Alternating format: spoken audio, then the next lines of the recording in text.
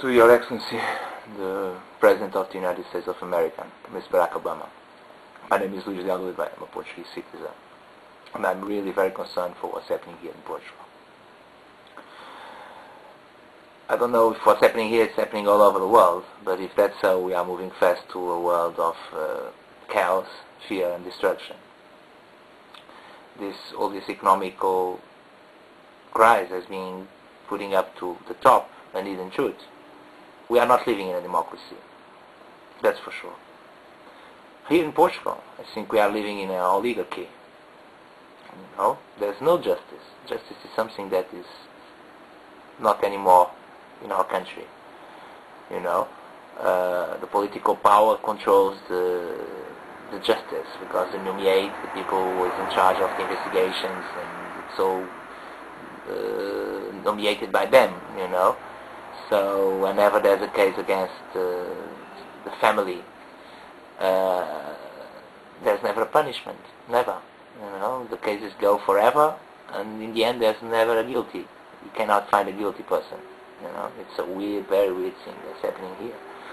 Also, the political power is controlled by the economical power, so it's a big system, So whenever we are facing a huge economical crisis here, and most of the measures they are taking now, it's to protect the big companies, the big power. It's not really for the interest of economy and to recover it. It's more to protect them. It's like this. The law, everything that goes, it goes on their own interest, not in the interest of the community mainly. And it's very, very difficult to live in these terms, even because our 77% of the working class, and we're talking about 4.5 million people, is laborally dependent on the small and medium companies that are not being really helped at all. They are living this crisis a hurricane, and if we do not act soon, this employment will grow. 1,000 people already unemployed, and from 1.5 year, if this continues, we will be 1.5, 2 million. It will be complete chaos, and with this, with all these consequences that are criminality rising very, very much, it's already happening, and mainly, what can you do, if we think about it, that people will start, because they have no support from the state, and they are unemployed, and they have to feed their family, and they don't have money. If they start robbing, if they start doing these kind of acts, is that fair to put them in jail? Is that justice too? It won't be justice too.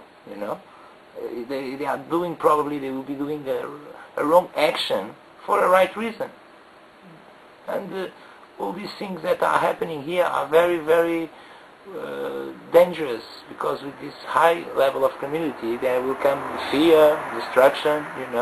We will be, sooner or later, we will be all in the streets killing each other, killing each other, because even these new laws they put on, for the justice, they are leaving all the people, they are leaving all the criminals out. Also, they are not mainly going to jail. It doesn't matter if you're murdering, if you are robbing, they are not going to jail. So everybody's going to be wrong action for a right reason, and all these things that are happening here are very, very dangerous, because with this high level of criminality there will come fear, destruction.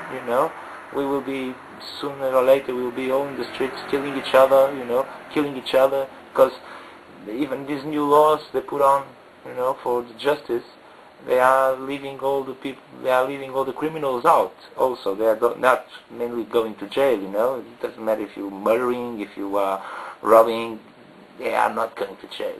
So everybody's going to be, half of the population will be stealing the other half. And we will be killing each other for in the very near future if this continue. And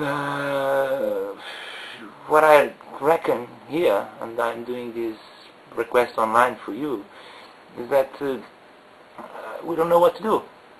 we actually are living, majority of the population is living in despair, is feeling they have no hope, because even if you try to interfere, if there's no justice, there's no democracy, there's no way we can act, Myself, I've made a denounce against the way I thought there was corruption in the way they were selling the properties of the state, and I did that denounce 1.5 months ago. I put it on the newspaper. I went to the police and made those things, and they haven't called me yet. It's like they are not investigating. It's you cannot, even as a citizen, if you try to make any move, the only thing you're gonna get is you're gonna be marked by the system, by the ones who are in charge, And most of the people told me I shouldn't have done it, because even if I do not have fear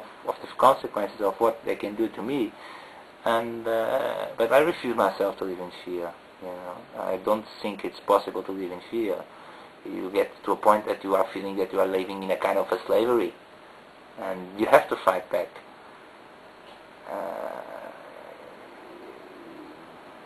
People have to start to believe. That's one question that's very important, is starting to believe. There's a sense of hope, because if we all